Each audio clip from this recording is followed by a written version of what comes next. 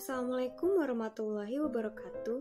Perkenalkan, kami dari kelompok 4. Di video kali ini, kami ingin membahas materi bab 14 tentang manusia menurut eksistensialisme. Sebelum pemaparan materi, izinkan anggota kelompok kami memperkenalkan diri terlebih dahulu. Nama saya Sabrina Farazizah. Perkenalkan, nama saya Filza Zahira. Perkenalkan, nama saya Muhammad Raihan. Eksistensialisme adalah aliran filsafat yang berpusat pada paham bahwa manusia atau individu itulah yang bertanggung jawab atas kemauannya yang bebas tanpa harus memikirkan secara mendalam kebenarannya. Kebenaran dimaksud itu ialah bahwa kebenaran bersifat relatif. Karena itu, setiap manusia bebas untuk memilih yang menurutnya benar. Nah, apa sih maksud dari kebebasan itu? Kembali lagi pada pengertian utamanya, yaitu kebebasan. Eksistensialisme menolak segala bentuk determinasi terhadap kebebasan, kecuali kebebasan itu sendiri. Tapi tentunya juga ada batasan dari kebebasan itu. Menurut eksistensialisme, ketika kebebasan adalah satu-satunya universalitas manusia, maka batasan dari kebebasan individu itu ialah kebebasan dari individu lain. Apa sih eksistensialisme yang paling dikenal? Eksistensialisme yang paling dikenal ialah diktum dari Jean-Paul Sartre yang berjudul Human is condemned to be free, atau manusia dikutuk untuk bebas, yang artinya ialah dengan kebebasan itu maka manusia dapat bertindak. Nah, tetapi menjadi eksistensialisme bukan berarti kita harus menjadi seseorang yang berbeda dari yang lainnya, melainkan kita membuat suatu pilihan dengan kemauan sendiri dan sadar akan tanggung jawabnya di masa depan akan pilihan kita. Contohnya, kita memilih profesi sebagai dokter. Yang dipermasalahkan oleh eksistensialisme ialah apakah kita menjadi dokter itu atas kemauan kita atau karena keinginan dari orang lain. Nah, tokoh eksistensialisme terdiri dari Auguste Comte, Søren Ive Kierkegaard, Jean-Paul Sartre, René Descartes, Husserl, dan Nietzsche. Auguste Comte yang dikenal sebagai bapak sosiologi lahir di Montpellier, Prancis pada 19 Januari tahun 1798. Ia adalah anak seorang bangsawan yang keluarganya berdarah Katolik. Tetapi sewaktu hidupnya, Comte tidak menunjukkan loyalitas pada kebangsawanannya juga Katoliknya karena pengaruh dari suasana pergolakan sosial, intelektual, dan politik pada masa itu. Ciri pengetahuan yang dibangun oleh Comte ialah yang pertama, membenarkan dan menerima gejala empiris sebagai kenyataan. 2. Mengumpulkan dan mengklasifikasikan gejala itu menurut hukum yang menguasainya. Lalu yang terakhir ialah memprediksi fenomena-fenomena yang akan datang berdasarkan hukum dan mengambil tindakan yang dianggap bermanfaat. Keyakinan dalam pengembangannya dinamakan positivisme. Positivisme adalah paham filsafat yang menganggap bahwa ilmu merupakan pengetahuan yang valid, dilengkapi fakta sejarah yang mungkin dapat menjadi objek pengetahuan. Asumsi dari ilmu pengetahuan positif antara lain ialah ilmu pengetahuan harus bersifat objektif, yaitu bebas dan netral. Lalu, ilmu pengetahuan hanya berurusan dengan hal yang sudah terjadi. Dan yang terakhir ialah ilmu pengetahuan menyoroti tentang fenomena atau kejadian alam yang berkaitan dengan fenomena lainnya. Nah, puncak dari pemikiran Comte ialah hukum 3 tahap atau hukum 3 stadia yang berasal dari analisa observasi yang dilakukan Comte.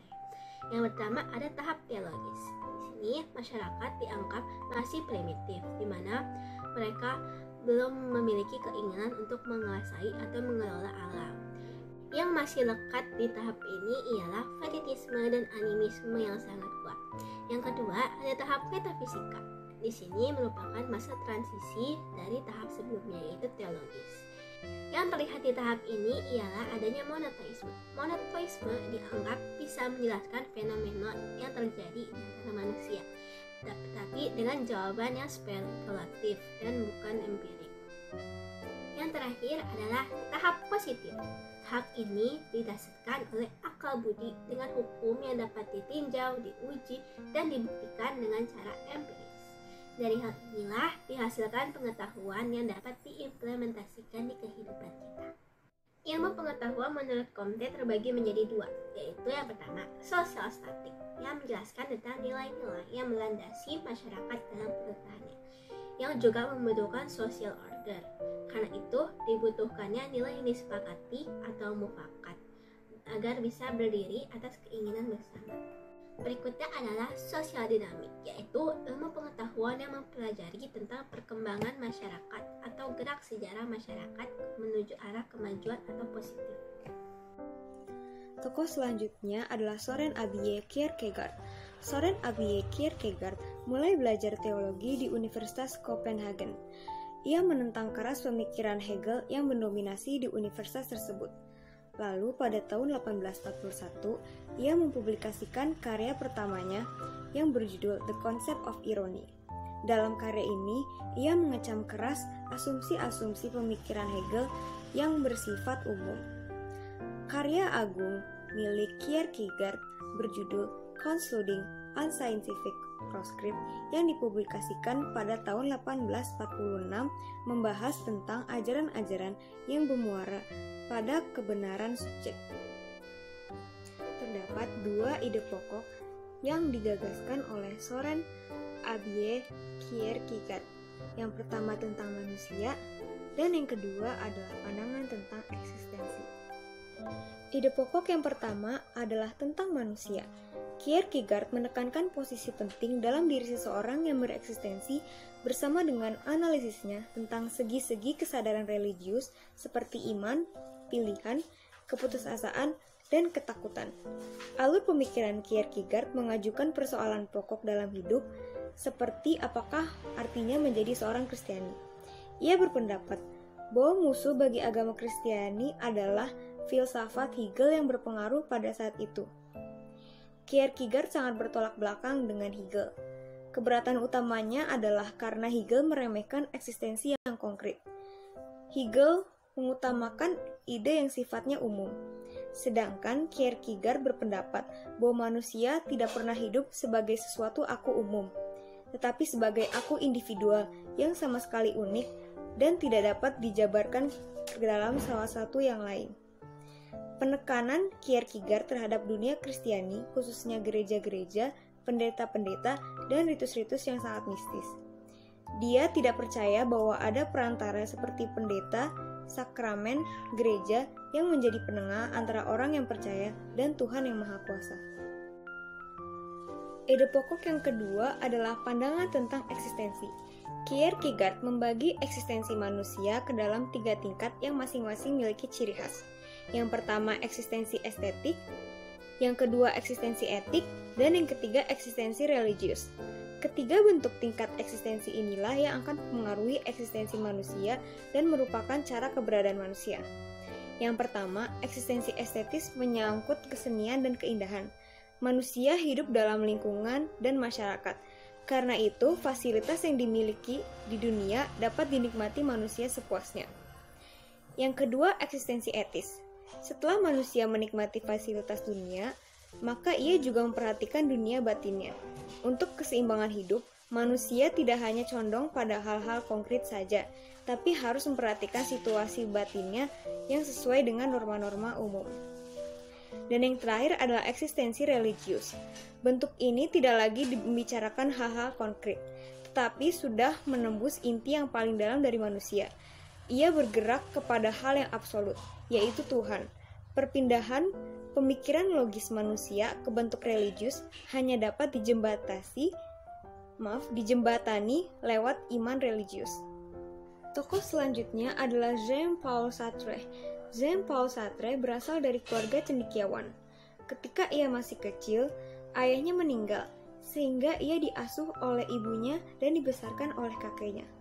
Di bawah pengaruh kakeknya, Sartre dididik secara mendalam untuk menekuni dunia ilmu pengetahuan. Meski Sartre berasal dari keluarga Kristen Protestan, namun dalam perkembangan pemikirannya, ia justru tidak menganut agama apapun, alias ateis. Bagi dia, dunia sastra adalah agama baru. Pada tahun 1931, ia mengajar sebagai guru filsafat di Lyon dan Paris. Pada periode ini, ia bertemu dengan Husserl. Semenjak pertemuan itu, ia mendalami fenomenologi dalam mengungkapkan filsafat eksistensialismenya. Ia menjadi masyhur melalui karya-karya novel dan tulisan dramanya. Dalam bidang filsafat, karyanya yang sangat terkenal adalah Being and Nothingness. Buku ini membicarakan tentang alam dan bentuk eksistensinya. Eksistensialisme dan humanisme yang berisi tentang manusia. Ia juga termasuk tokoh yang membantu gerakan-gerakan haluan kiri dan pembelaan kebebasan manusia.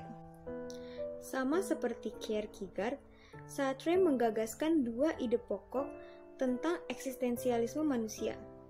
Yang pertama tentang manusia, dan yang kedua tentang kebebasan. Yang pertama adalah ide pokok tentang manusia. Bagi Sartre, manusia itu memiliki kemerdekaan untuk membentuk dirinya dengan kemauan dan tindakannya. Menurutnya, manusia tidak memiliki apa-apa sejak lahir, dan kodratnya manusia bebas dalam pilihan-pilihan atas tindakannya atau memikul beban tanggung jawab. Sartre mengikuti Nietzsche, yakni mengingkari adanya Tuhan. Manusia tak ada hubungannya dengan kekuatan di luar dirinya. Ia mengambil kesimpulan lebih lanjut, yakni memandang manusia sebagai kurang lebih memiliki watak yang semestinya. Maka dari itu, tak ada watak manusia karena tak ada Tuhan yang memiliki konsep tentang manusia. Manusia hanya sekedar ada. Sartre mengingkari adanya bantuan dari luar diri manusia. Manusia harus bersandar pada sumber-sumber sendiri dan bertanggung jawab sepenuhnya atas pilihan yang diambil. Ide pokok yang kedua adalah kebebasan. Dalam pemikirannya, Sartre selalu bermuara pada konsep kebebasan. Ia mendefinisikan manusia sebagai kebebasan. Sartre memberikan perumusan bahwa pada manusia itu, eksistensi mendahului esensi. Maksudnya, setelah manusia mati baru dapat diuraikan ciri-ciri seseorang. Kebebasan akan memberikan rasa hormat pada diri manusia dan menyelamatkan diri dari sekedar menjadi objek. Kebebasan merupakan suatu kemampuan manusia dan merupakan sifat kehendak. Posisi kebebasan itu tidak dapat tertumpu pada sesuatu yang lain, tetapi pada kebebasan itu sendiri. Tokoh selanjutnya adalah René Descartes. René Descartes adalah seorang filsuf yang menganut paham rasionalis. Descartes berpendapat bahwa satu-satunya sumber pengetahuan adalah dari dalam diri manusia itu sendiri. Filsafat rasionalismenya membawa dampak terhadap pandangan tentang manusia. Pemikiran penting dalam filsafatnya salah satunya adalah tentang dua bentuk realitas yang berbeda. Dua bentuk realitas yang berbeda ini mengandung dua substansi. Yang pertama pikiran, dan yang kedua adalah materi perluasan. Pikiran itu adalah kesadaran, dan tidak mengambil tempat dalam ruang. Materi adalah perluasan, dan mengambil tempat dalam ruang, serta tidak mempunyai kesadaran. Kedua substansi tersebut tidak mempunyai hubungan satu sama lain. Pikiran sama sekali tidak tergantung pada materi. Sebaliknya, proses materi juga tidak tergantung pada pikiran. Apa yang kita pikirkan dengan akal tidak terjadi dalam badan, itu terjadi dalam pikiran, yang sama sekali tidak tergantung pada realitas perluasan. Namun, Descartes tidak dapat menyangkal bahwa ada interaksi konstan antara pikiran dan badan. Interaksi konstan berlangsung antara roh dan materi. Manusia mempunyai kemampuan untuk bangkit, mengatasi kebutuhan-kebutuhan badaniah, dan bertindak secara rasional. Dalam hal ini, pikiran lebih unggul daripada badan. Friedrich Nietzsche lahir di Reken pada tanggal 15 Oktober 1844. Awalnya, Nietzsche adalah seorang mahasiswa Fakultas Teologi. Namun, pada akhirnya ia keluar karena lebih tertarik pada filsafat. Ia memulai dengan membaca filsafat Schopenhauer. Berawal dari ketertarikannya terhadap Schopenhauer, ia mulai menciptakan karya-karya filologis. Beberapa tahun kemudian, ia meluncurkan buku pertamanya, The Birth of Tragedy, yang berisi tentang tragedi Yunani. Berikut adalah buku-buku yang telah ditulis oleh Nietzsche. Pertama ada The Birth of Tragedy, yang kedua ada Human All Too Human, yang ketiga ada The Wanderer and His Shadow, yang keempat ada The Gay Science, yang kelima ada Du Spoke Zarathustra, dan yang keenam ada The Good and Evil. Inti pemikiran Nietzsche. Sebelum saya menjelaskan mengenai inti pemikiran Nietzsche, saya akan menjelaskan sedikit mengenai latar belakang filsafat Nietzsche. Filsafat Nietzsche banyak dipengaruhi oleh tokoh-tokoh yang ia kagumi dan para filsuf sebelum dirinya. Selain itu, filsafatnya juga dipengaruhi oleh unsur filologis yang berisi tentang Yunani. Hal ini dikarenakan oleh ketertarikannya terhadap filologi yang bercerita tentang legenda-legenda Yunani. Sekarang kita akan membahas inti pemikiran Nietzsche. Pemikiran Nietzsche yang pertama adalah mengenai hidup adalah sebuah penderitaan. Dalam pemikirannya ini, Nietzsche menjelaskan bahwa dalam menghadapi penderitaan itu kita harus menggunakan seni.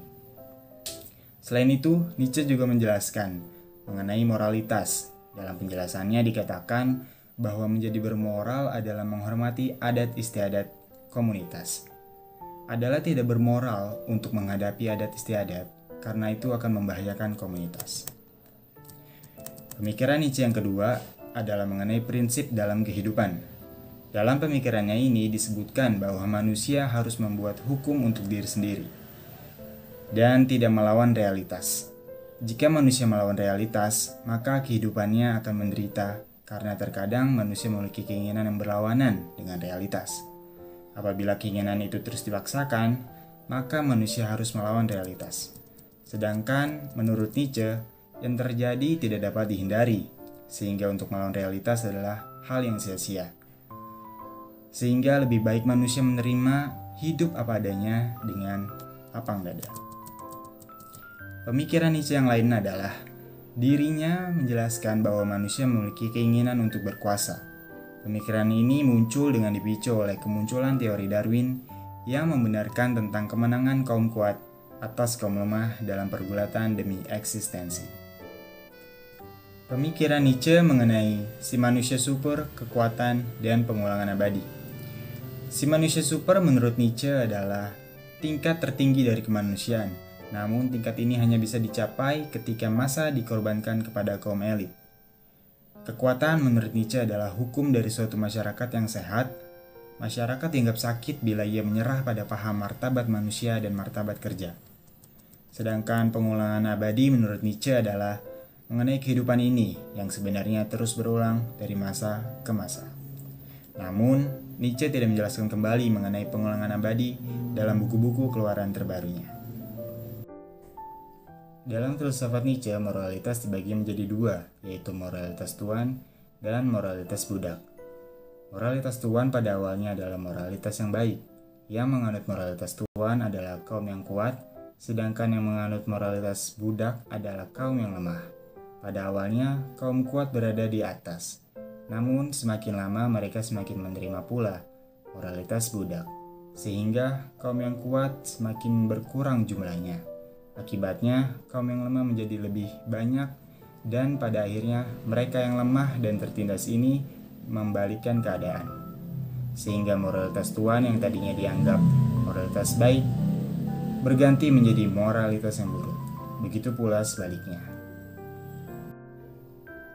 Edmund Gustav Eibers Husserl lahir di Preštějov di Cekoslovakia 8 April 1859 dari keluarga Yahudi. Ia adalah seorang ahli ilmu pasti dan profesor filsafat dari Universitas Freiburg di Breisgau, Jerman Selatan. Husserl terkenal dengan metode yang diciptakan olehnya, yakni metode fenomenologi, yang oleh murid-muridnya diperkembangkan lebih lanjut. Ia meninggal tahun 1938 di Freiburg.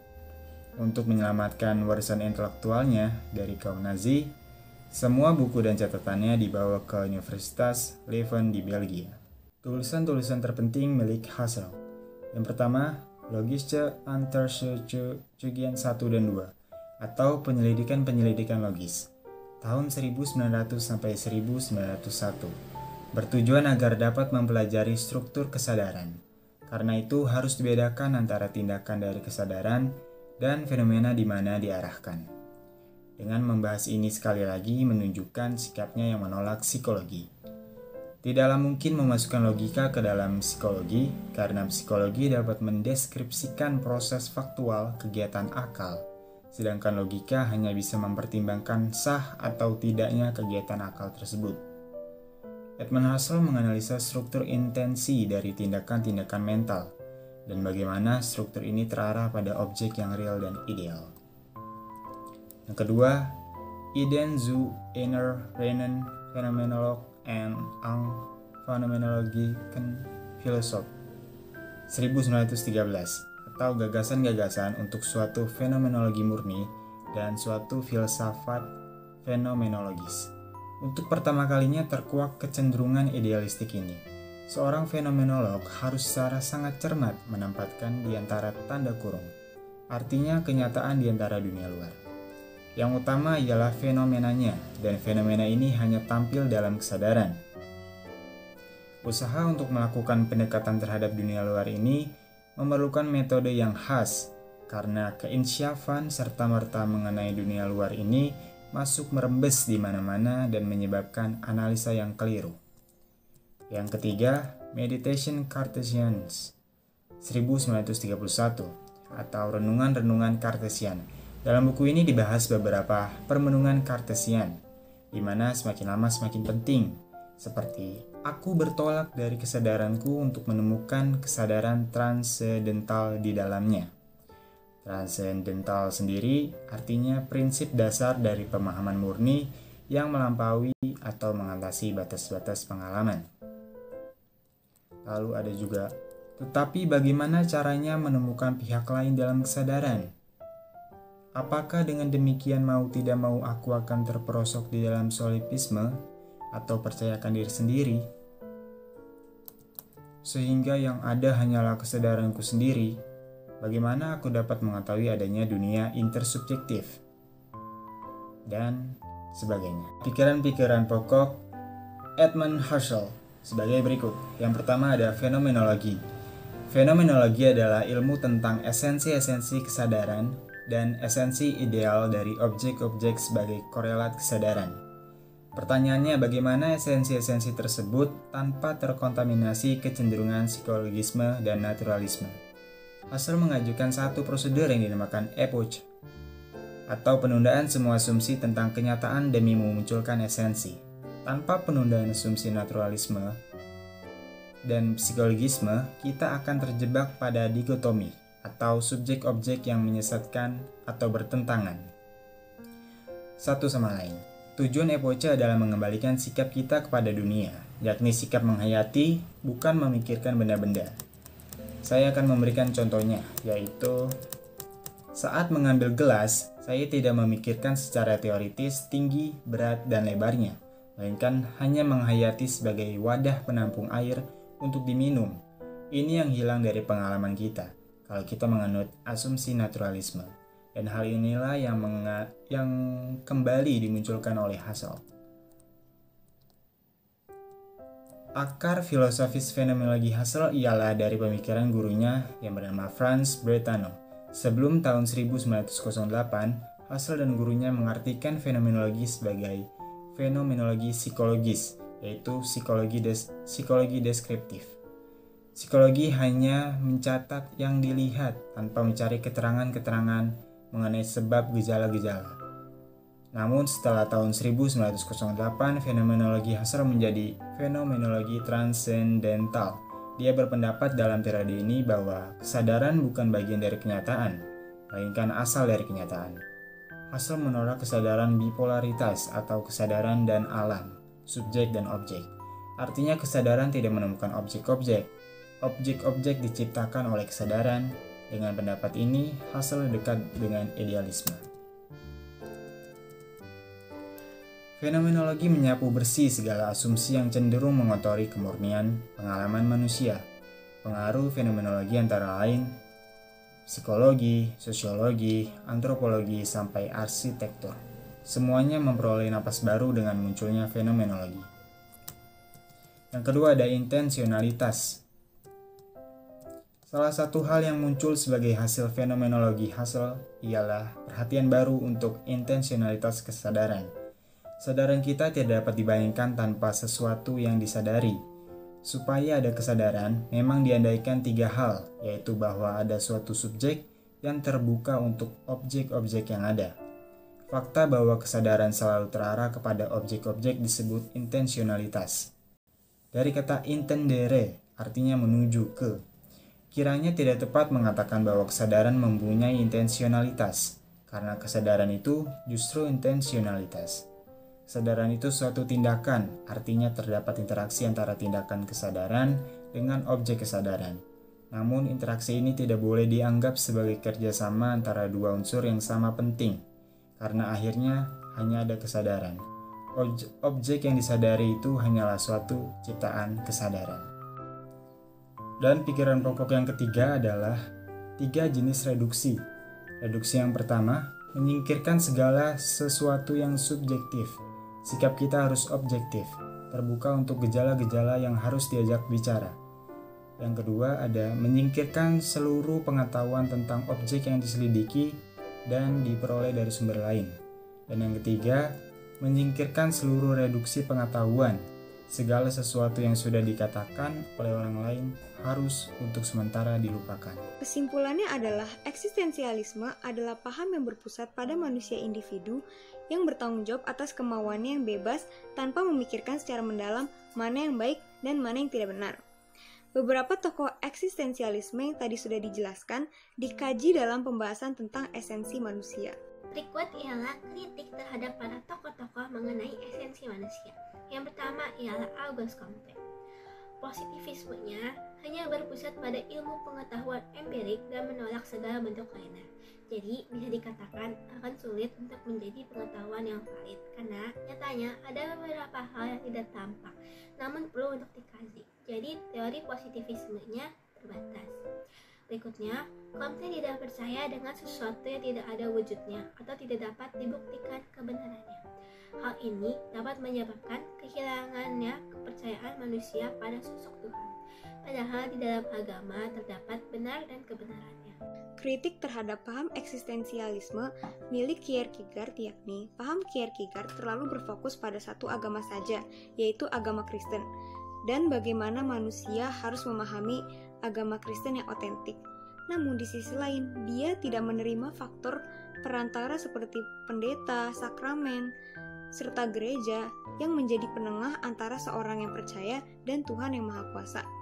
Hal ini menyebabkan paham Kierkegaard sedikit kontra dengan pelaksanaan agama Kristen kebanyakan. Selanjutnya adalah kritik terhadap paham milik Jean-Paul Sartre. Konsep eksistensi manusia milik Sartre mungkin sedikit kontroversial, terutama bagi umat beragama, karena baginya tak ada watak manusia, karena tak ada Tuhan yang memiliki konsep tentang manusia. Manusia hanya sekedar ada. Sartre juga mengingkari adanya bantuan dari luar manusia. Menurutnya, manusia bebas dalam pilihan-pilihan atas tindakannya atau memikul beban tanggung jawab. Lalu ada kritik terhadap paham milik René Descartes. Konsep dua bentuk realitas milik René Descartes menyatakan bahwa pikiran dan materi merupakan kedua substansi yang tidak saling berhubungan. Menurutnya, apa yang kita pikirkan dengan akal tidak terjadi dalam badan. Itu hanya terjadi di kepala, yang sama sekali tidak tergantung pada realitas perluasan. Namun, kenyataannya, pikiran selalu saling berhubungan dengan apa yang kita lakukan di realitas. Pikiran salah satu penggerak manusia untuk melakukan suatu hal atau perbuatan. Nietzsche menyebutkan bahwa hidup adalah sebuah penderitaan. Ia mengatakan bahwa dalam menghadapi penderitaan itu, kita harus menggunakan seni. Namun, Nietzsche tidak menjelaskan lebih lanjut maksud dari seni itu sendiri. Fenomenologi pertama kali diintrodusir oleh Edmund Husserl. Sebenarnya istilah fenomenologi pertama kali digunakan oleh J.H. Lambert, kemudian digunakan oleh Immanuel Kant, Hegel, serta filsuf lain. Namun perlu diketahui bahwa semuanya mengartikan istilah fenomenologi secara berbeda. Dari sini kita harus cermat dalam mengartikan fenomenologi itu sendiri, karena setiap tokoh memiliki pengertian yang berbeda.